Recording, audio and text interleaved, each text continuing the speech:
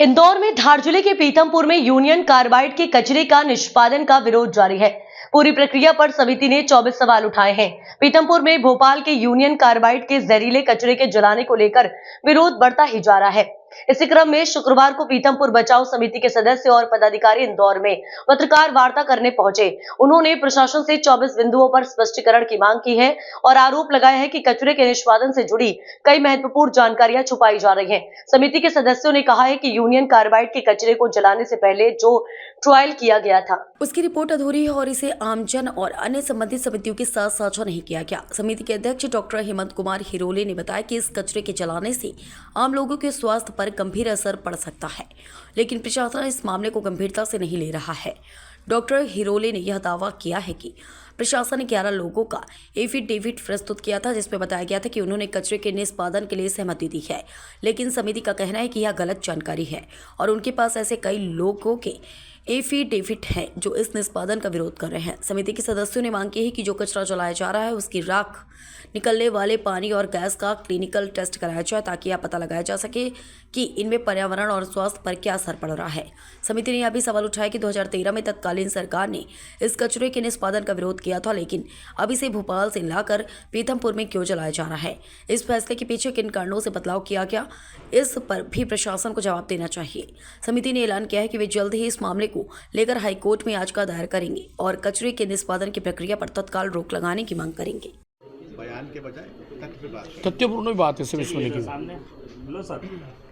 Sir अब जो second दौर का ट्रायल चल रहा है यूनियन कार्बाइड के कचरे का, इस पे जो रिपोर्ट्स आ रही हैं उसमें जो बोर्ड है उसका कहना है कि सारी जो उत्सर्जन है वो मानव सीमा के भीतर है। आपका क्या इसमें विचार है? प्रदूषण बोर्ड ने पहले ट्रायल की पूरी रिपोर्ट नहीं दी गई है और पूरी रिपोर्ट नहीं दी। पानी की उन्होंने हज़ारों लीटर पानी यूज़ करा, पानी की रिपोर्ट नहीं, ऐश की रिपोर्ट नहीं।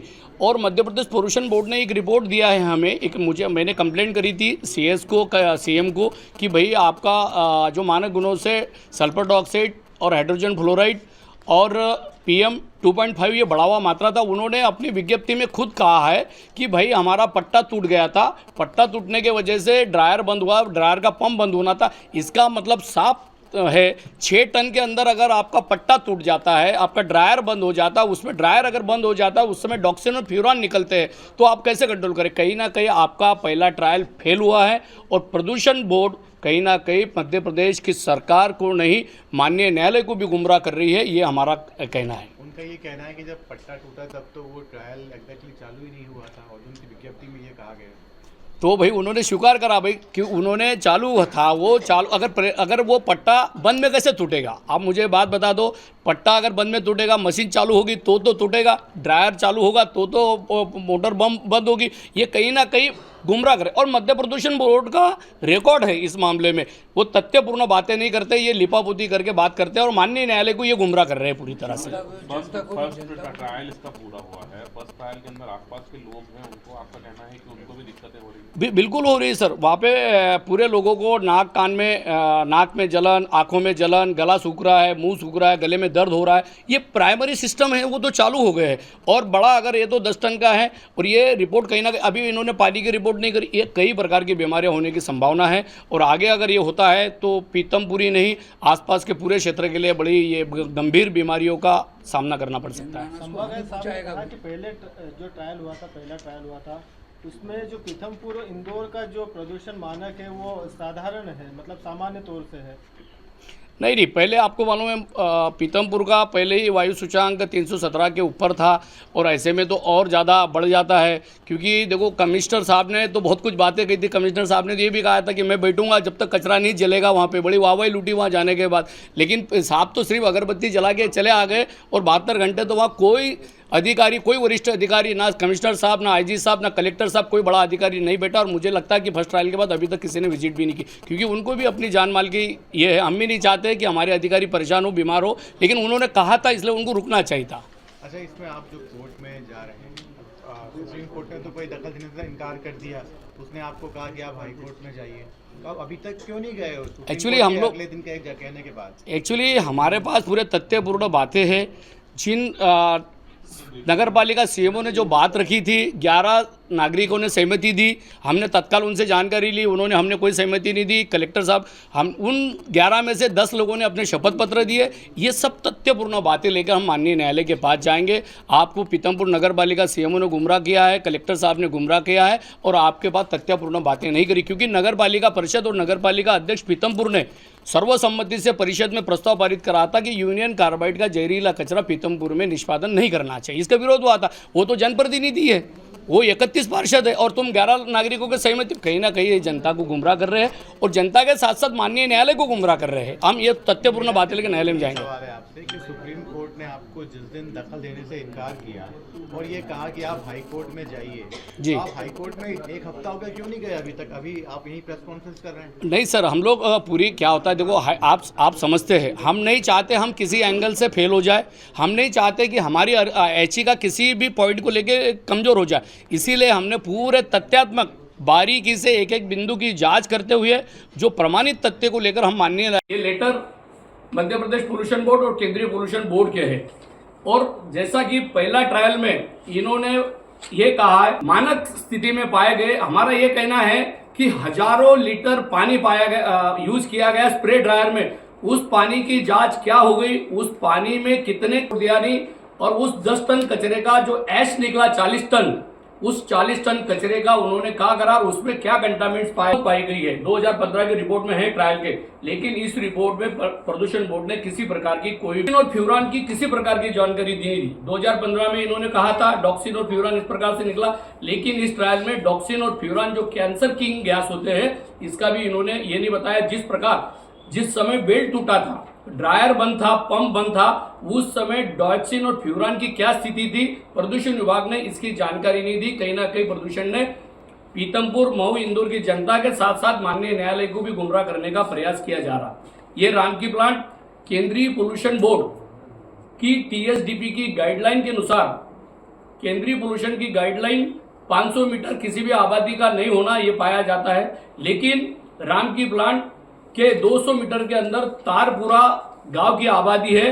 इसीलिए इन्होंने केंद्रीय पोल्यूशन बोर्ड की गाइडलाइन की उल्लंघन किया है। ये रामकी प्लांट को मान्यता रद्द नहीं की। हम ये चाहते हैं कि ये टीएसडीपी के गाइडलाइन के अंतर्गत नहीं आती है, इसलिए रामकी प्लांट बंद कर देना चाहिए, ये हमारी मांग है। इन्होंने उल्लंघन किया है। उनमें किन मुख्य बिंदुओं का वैज्ञानिक आधार पर आप देने वाले हैं और उसमें क्या मांग करेंगे? देखिए, हमारे हम जो पिटीशन बना रहे हैं उसमें हमने सारे तथ्य इकट्ठे करके और सही तथ्यों को हम न्यायालय के सामने प्रस्तुत करना चाहते हैं। सबसे पहला तथ्य तो ये है कि जो 27 दिसंबर को खुद एमपी पॉल्यूशन कंट्रोल बोर्ड ये कह रहा है कि आपके पास में उस पानी को स्टोर करने की फैसिलिटी नहीं है, मानकों के अनुसार आपका इंसिनरेटर नहीं है, तो उन्होंने खुद जाके उस इंसिनरेशन को क्यों नहीं रोका जब तक कि कम से कम रामकी उस काबिल हो जाता। दूसरा, अब जो न्यूरॉन्स की बात आई है, जो उन्होंने इससे बताई है कि हमारा पट्टा टूट गया, तो जैसा कि डॉक्टर हिरोले ने कहा, बंद मशीन में पट्टा नहीं टूट सकता। मशीन चालू होती है तभी उसके ऊपर लोड आता है और तभी पट्टा टूटता है। तो उन्होंने वो चीज़ें गलत बताई है। जनप्रतिनिधि पीतमपुर नगर परिषद जब ये क्लियरली कह रहा है कि हमें यहाँ पे ये कचरा जलाने में आपत्ति है, तब भी वो कचरा जला रहे हैं और वो 11 लोगों का गलत लेटर वहाँ पे दे रहे हैं। एफिडेविट भी नहीं था, सिर्फ लेटर था जो उन्होंने सुप्रीम कोर्ट में दाखिल कर दिया, हाई कोर्ट में दाखिल कर दिया। और इसके अलावा इंटरनेशनल कन्वेंशंस में प्रिकॉशनरी प्रिंसिपल होता है कि अगर कल को कोई हादसा होता है तो उस पर आपने क्या प्रिकॉशंस लिए हैं। इसके अंदर बहुत सारी कन्वेंशंस ऐसी है जिसमें वेस्ट को वापस उसी कंट्री में भेजने के भी प्रावधान है। इंटरनेशनल कन्वेंशंस की बात कर रहे हैं, वो उन्होंने कुछ भी फॉलो नहीं किया, उसको देखा ही नहीं है। और हमारा ये भी कहना है कि जब 2013 से पहले खुद मध्य प्रदेश की सरकार इस कचरे को पीतमपुर में जलाने के विरोध में थी, तो 2013 के बाद में ऐसा क्या हो गया कि उन्होंने डिसाइड किया कि हमें यही जलाना है। अभी जो ट्रायल चल रहा है, अभी आज सेकंड दौर का दूसरा दिन है, आपके हिसाब से क्या दुष्प्रभाव सामने आए हैं? देखिए, दुष्प्रभाव ये विजिबली दिखने वाले नहीं हैं। जैसा कि डॉक्टर हिरोले ने बताया, PM 2.5 का जो मैटर रहता है वो हमारे बाल के डायमीटर से 10 गुना छोटा होता है। उसके दुष्प्रभाव एकदम से हमें देखने को नहीं मिलते। जो देखने को मिलते हैं वो जो गला सूखना, आंखों में जलन होना, कान में जलन होना, ये सारी चीज़ें सामने आ चुकी है। वहाँ के सरकारी अस्पताल में भीड़ लग गई है लोगों की। सर, प्रदूषण नियंत्रण बोर्ड बार बार बता रहा है कि सारी चीज़ें नियंत्रित हैं। क्या आपने कोई प्राइवेट कोई रिपोर्ट हुई है जिससे ये पता लगे कि नहीं ये सर गलत है? अभी तो वो लेवल ही नहीं आया कि हम प्राइवेट रिपोर्ट करा लें। हाँ, पर इसके पहले इसके बाद में हम सिर्फ समेटने जा सकते हैं सर। जो आपके आंकड़े हैं, हाँ। एक हम तो जो सबकी बात सुनते हैं। जी हाँ। प्रदूषण नियंत्रण बोर्ड ये कह रहा है कि सारे उत्सर्जन एमिशन जो है मानक सीमा के अंदर हैं। हाँ। आप ये जो सारा क्लेम कर रहे हैं, जी हाँ। इसका क्या आधार है? उन्हीं के दिए हुए आंकड़ों के ऊपर हम लोग जो हमारे साथ के लोग हैं उन लोगों ने स्क्रूटनाइज किया है और उन्होंने ये निकाला है। इसी के अंदर हमारे प्रश्न है कि आपने जो हज़ारों लीटर पानी यूज़ किया उसके बारे में आपने डेटा नहीं दिया। इसके अंदर मर्क्यूरी के अलावा जो फेरॉन्स निकले उसका आपने डेटा नहीं दिया। मतलब आपने पूरी रिपोर्ट नहीं दी है हमें। ऐश जो निकली, जो आपने आखिरी में उसमें जो उसकी राख निकलेगी उसके निष्पादन के लिए आपने क्या तरीका सोचा है? राख निकलती है, गैस निकलती है, गैस पानी निकलती निकलता है। जी हाँ, और वो हमें नहीं पता वो राख हो सकता है वो रेडिएटिव हो या कोई ना कोई रेडिएशन दे। ये आम कचरा नहीं है। हम ये कहना चाहते हैं कि एक साइंस होता है कि जो प्रदूषण नियंत्रण बोर्ड की रिपोर्ट है वो अधूरी रिपोर्ट है। जी हाँ, हम ये डिमांड करना चाहते हैं कि इसकी क्लिनिकल ट्रायल की जाए। अगर कोई वैक्सीन बनती है तो उसे हर आदमी को लगाने से पहले उसकी कई स्टेजेस पे टेस्टिंग की जाती है। हम भी ये चाहते हैं 10 से 25 किलो का एक सैंपल बैच बना के उसे दुनिया के सब लैब्स में भेज के उसका ट्रायल लिया जाए। वहाँ पे कंट्रोल एनवायरनमेंट होगा, हमें पता होगा कि किस टेम्परेचर पे कौन सी गैस रिलीज हो रही है, किस तरीके से उसका निष्पादन सही ढंग से हो सकता है।